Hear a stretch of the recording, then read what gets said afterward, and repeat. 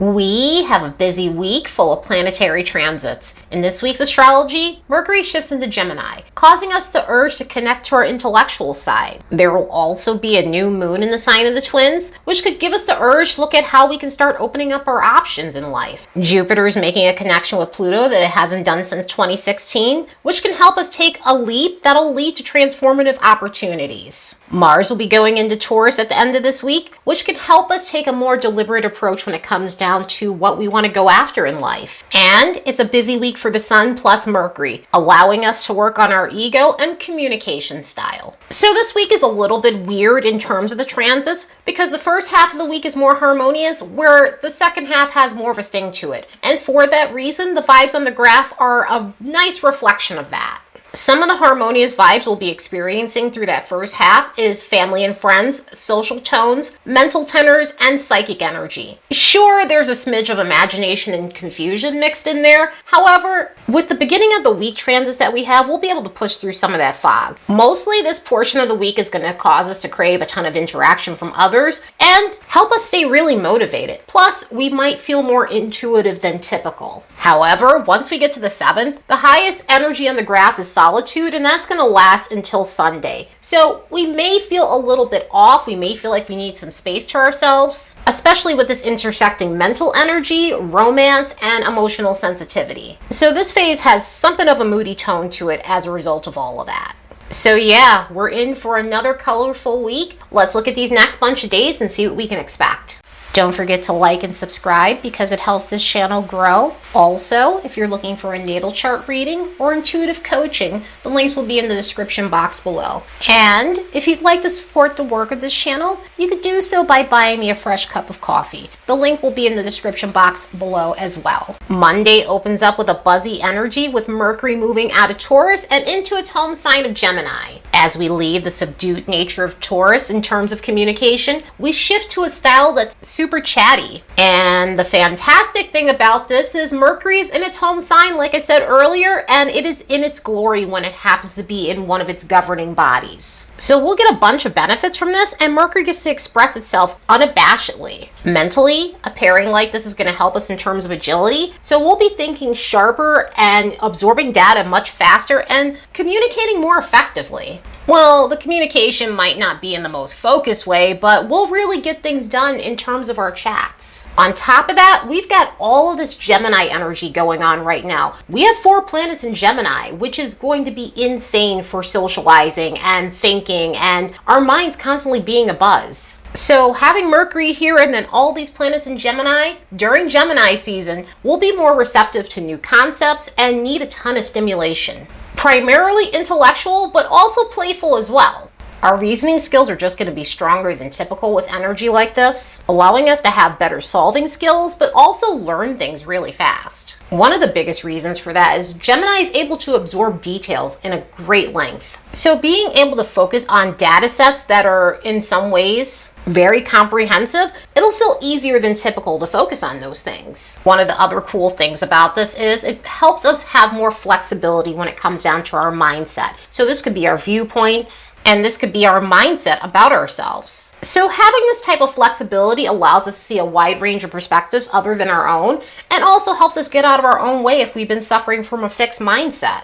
Coming back to needing a lot of stimulation, this is going to be a time when we are really going to require it. We've got 4 planets in Gemini. We're going to have Jupiter in Gemini for quite a bit of time. It's going to be here until June of next year. But with this period and having all these planets here, we're going to need a ton of stimulation. And some of that can come in the form of Gemini things. Some of that could be browsing the web so we can get our hands on new data and exploring topics that really pique our curiosity, such as writing or learning a new language. As a matter of fact, with all of this Gemini energy, this is an excellent time to do so because we tend to be more receptive to language during Gemini times. Another thing that could come up in terms of mental stimulation is diversifying our options, our income sources, even our social circles under this energy. Overall, variety is really going to help us feel stimulated, and it's going to help us feel as though we're accomplishing a lot. Having a multitude of options really sets us up for success, but also opens up new neural pathways because it keeps our mind active and prevents us from stagnating. So we could really stop exhausting ourselves and staying in a fixed place that we might have been in Taurus.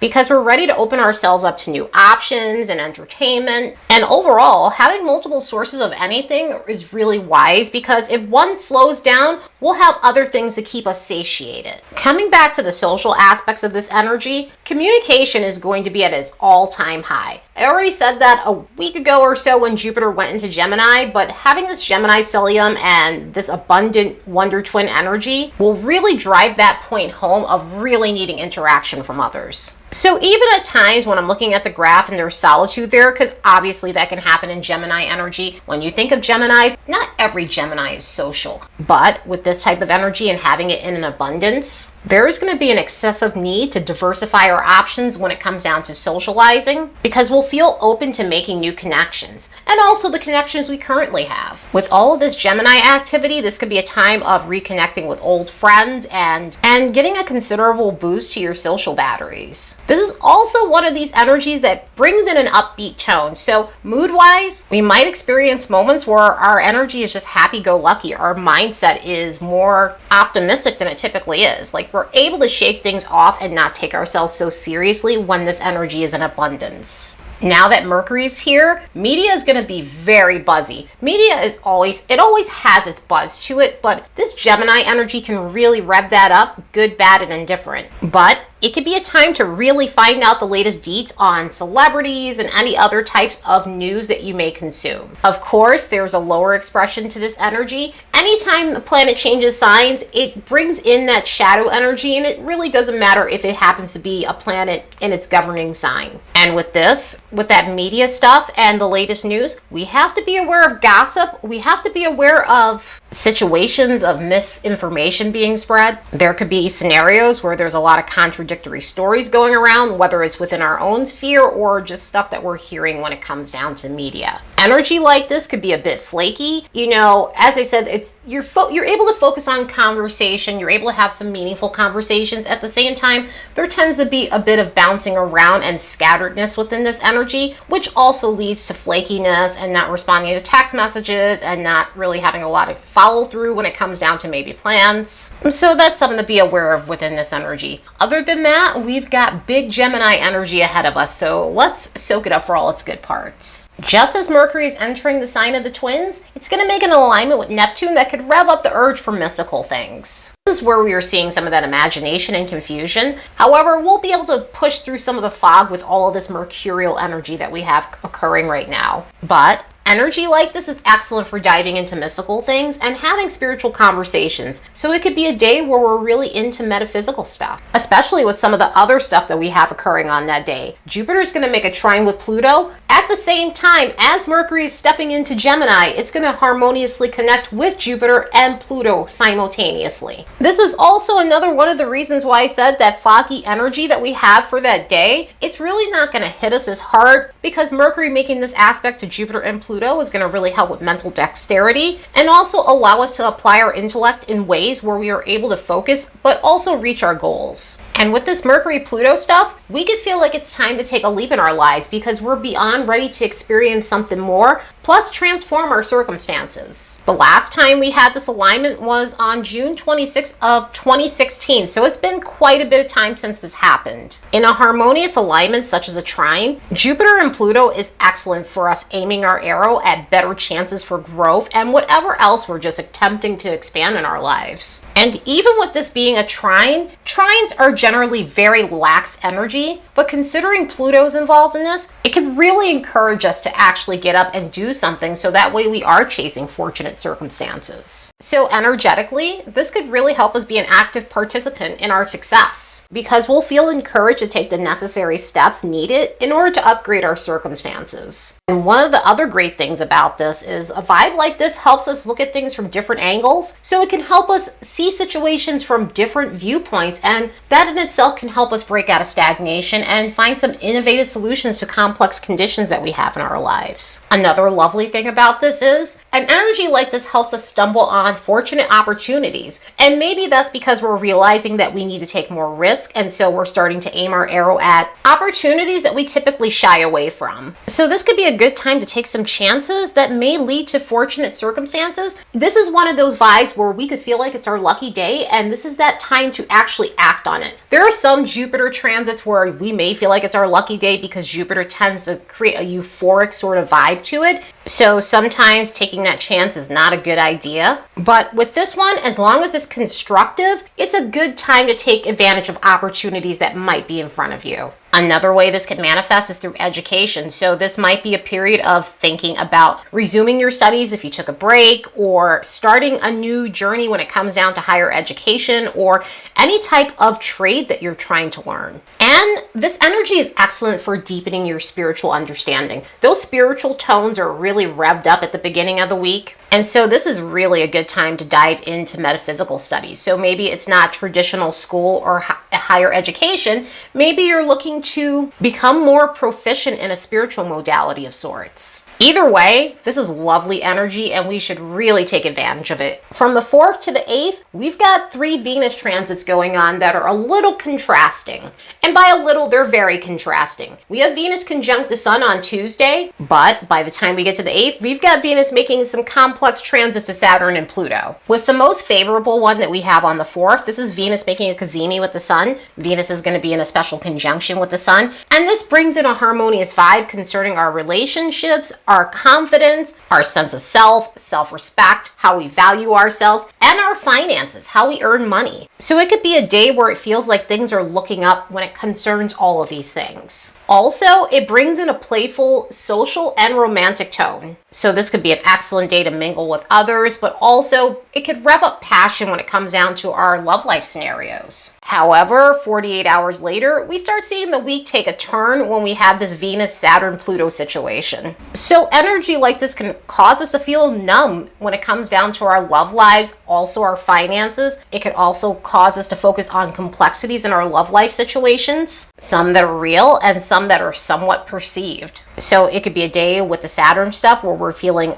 emotionally disconnected from our relationship and just feeling as though we can't invest anything more in a problematic relationship. It's not a bad thing when we think about these things. It's just a very uncomfortable thing within this type of energy. But it can cause us to have a sobering moment when it comes down to a union that lacks a lot of passion and connection. Or it can just show us that we're no longer into someone because the relationship itself hasn't really been satisfying. With the Pluto stuff, we'll need to break some patterns in our love life that's no longer serving us. And sometimes that could be pettiness, control issues, jealousy, and sometimes it could show up as perceived slights that may not necessarily be real. So it could really rev up a paranoid feeling when it comes down to our unions and also finances. Continuing with the harsher energies of the end of the week, we've got some Sun stuff going on. The Sun's going to make some complex alignments to Saturn, Chiron, and Pluto. So with all of these energies combined, we can feel like our moods are fluctuating. We can feel like, again, we're experiencing situations where we're feeling numb with the Saturn stuff, or like our ego is deflated with the Chiron situation, or deal with overcompensation for our ego with the Pluto stuff. So it could be a day where we feel all over the place when it comes down to our moods and our sense of self. Mostly, all of these energies connecting like this can bring on a gloomy tone. Even if we're feeling somewhat prickly with the Pluto stuff, a lot of these energies can be something of a downer.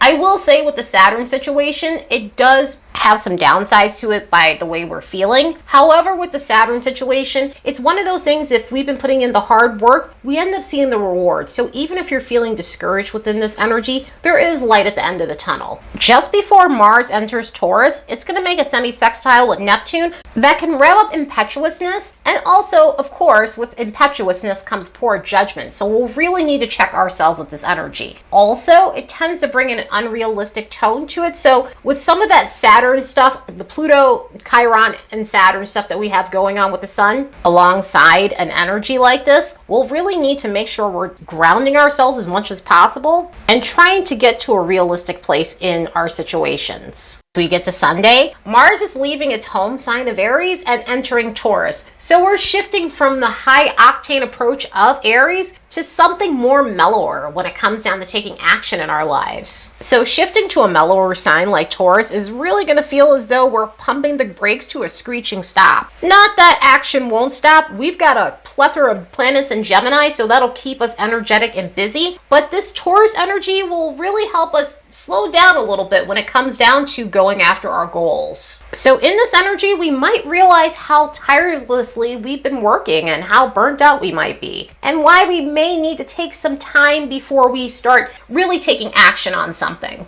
But one thing to note, Taurus and Mars really don't go together like peanut butter and jelly. As a matter of fact, Mars happens to be in a condition called detriment when it's in the sign of Taurus. And this is because Scorpio, the polar opposite of Taurus, is ruled by Mars. Mars is the ancient ruler of Scorpio. It co-rules Scorpio today. And of course, we have its modern ruler, which is Pluto. That also governs its zodiac placement. So putting Taurus in a planet that's ruled by Scorpio can cause it to run into some snags because it has an opposite agenda than what a Scorpio action would be. And here's the reason for this. Taurus is a sign about tranquility and letting things roll off your back and taking your time and really staying fixed. They're both fixed signs, but Taurus is the fixed of the most fixed signs. And for that reason, it's not a big fan of change. And Scorpio, being the opposite, is all about transformation, even if it means a little bit of chaos, even if it means rattling a cage and shaking shit up. Also, Mars being ruled by Aries is a fast-paced planet, and it's very decisive and quick to action without really sitting there and considering things. So of course, with these things, we can run into some snafus. But does that mean we're going to have a dull time in Taurus? Absolutely not. Just because a planet is not in its favored position doesn't mean we can't get the benefits out of it. And Mars in Taurus has a lot of strengths to it and a ton of benefits to it. Like I was mentioning earlier, taking that time to slow down for a moment and consider how fast you might have been going over these last 6 weeks with this Mars in Aries, we could have went at an accelerated pace and need to take a small break to recharge our batteries. And when it comes down to doing that, Taurus energy has us covered because it helps us stop and smell the roses rather than being in constant go mode. Maybe this is a time to pace ourselves so we don't lose momentum. Sometimes jumping into something head first doesn't allow us to finish. But taking a gingerly pace may help us stay the course and actually be consistent with whatever we're trying to create. So this combination is excellent for helping us act methodically. And with that, the beautiful part is, even if it takes us time to get there, the outcome is fabulous. With Mars being the planet about going after what we want, the great thing about this is we take a hang-back approach to it rather than feeling rushed or impatient.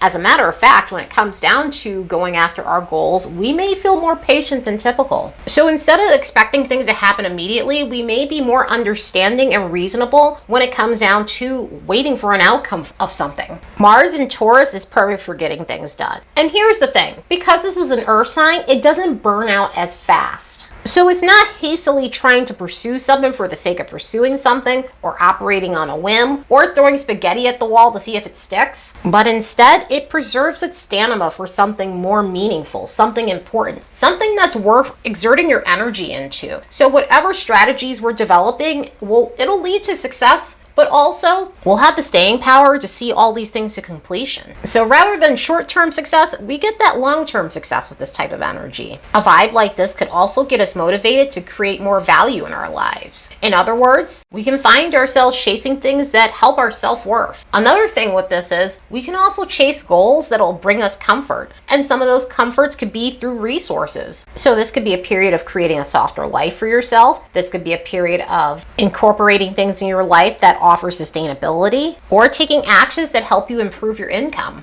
Another thing we might seek in this energy is to build up our confidence. So this could be a time of working through your self-esteem. Again, coming back to self-worth, this could be a time of building that up as well. But energy like this helps us crave a sense of sureness, which also leads back to feeling comfortable and feeling safe. So this can really help us build up certainty in ourselves and eliminate any situation that doesn't bring us any type of value. Wise, this is a pretty chill Mars. So it's not that we wouldn't get angry. It's not that we're not going to react. It's not that we wouldn't feel irked by something in a Mars like this. However, it takes a little bit of time for this to really get irritated by something. So even if something is a little bit grating, we might think twice before we really react, and more or less react angrily. But again, the key word is take our time before we really get angry, because there is a lower vibration to this which could really be problematic. Since Mars is about our sex drive, combined with Taurus, this could be a really passionate time when it comes down to intimacy. So in terms of bedroom antics, this could be a very sensual time where we have more stamina than normal. It could create moments where people are just more insatiable than typical. But coming to that lower vibration, like I was saying, when it comes down to temperament, because this energy is slow to anger, when it does build up, it can be a bull in a china shop, literally. There are a few Mars combinations that when the anger builds up, it can be somewhat explosive, and this happens to be one of them. It's also Mars in Cancer could be very slow to anger, and so when that builds up, it could be something else. Another issue is the resistance to change. Energy like this, Taurus energy, it's not that Taurus energy doesn't change at times,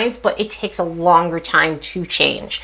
It also takes a longer time to take action in this energy. We'll do things slow, we'll do things methodical, and that's excellent sometimes, but there are moments where we really have to light a fire under our asses and get shit done, and this energy doesn't really have that get up and go to it. Coming back to the bedroom antics and also Taurus's need for indulgences, we need to be careful in this energy, because one of the things that we can go after is the need to gorge, and that could be gorging on anything from food to intimacy to other feel-good things. Taurus is a sensory sign, and so sensation and sensuality is super important.